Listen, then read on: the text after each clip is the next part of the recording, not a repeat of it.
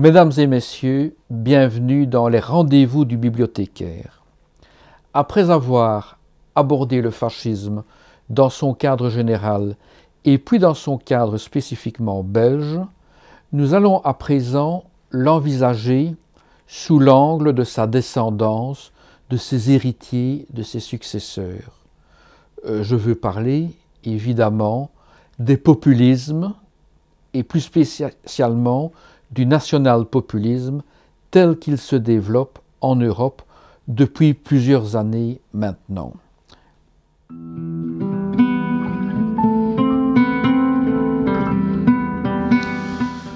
Le populisme, ou plus particulièrement le national-populisme, n'est peut-être pas nécessairement un descendant direct du fascisme, mais il reprend certains éléments conceptuels du fascisme historique tel qu'il s'est développé grosso modo de 1919 à 1945.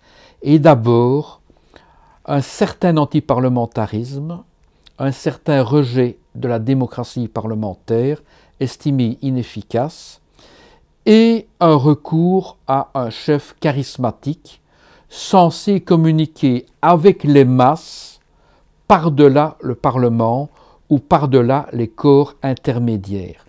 Mais contrairement au fascisme historique, il ne s'articule pas autour d'un parti-État tout-puissant, s'arrogeant du monopole politique.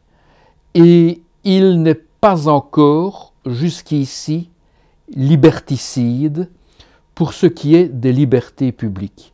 C'est la grande différence qu'il y a avec le fascisme historique.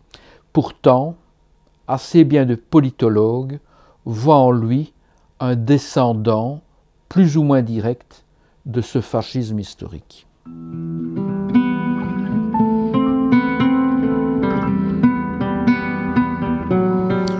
Donc nous avons certainement plusieurs dizaines de titres sur le populisme et le national-populisme.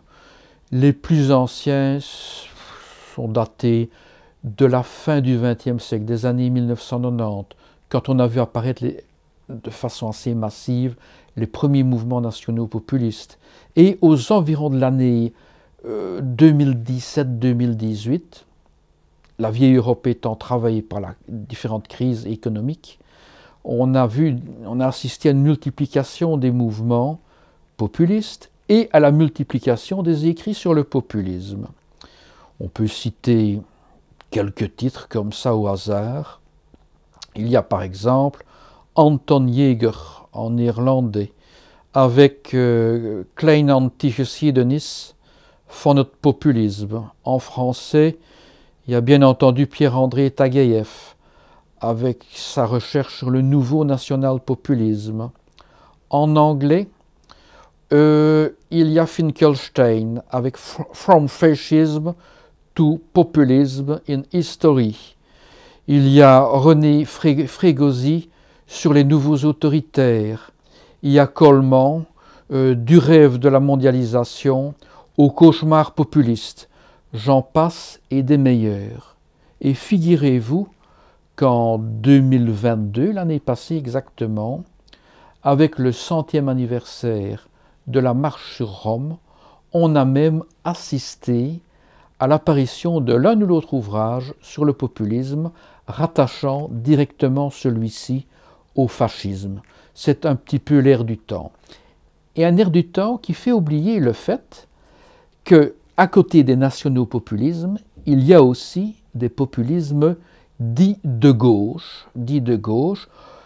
Certains auteurs prétendant même que, au-delà de leur tendance autoritaire, certains populismes peuvent témoigner d'un désir de plus de démocratie ou en tout cas d'une protestation contre l'ankylose progressive des démocraties parlementaires. Mesdames et messieurs, il ne me reste plus qu'à vous inviter à venir dans notre salle de lecture consulter ces dizaines, ces centaines d'ouvrages sur le fascisme, sur le national-socialisme et sur le national-populisme. Vous êtes les bienvenus et les bienvenus.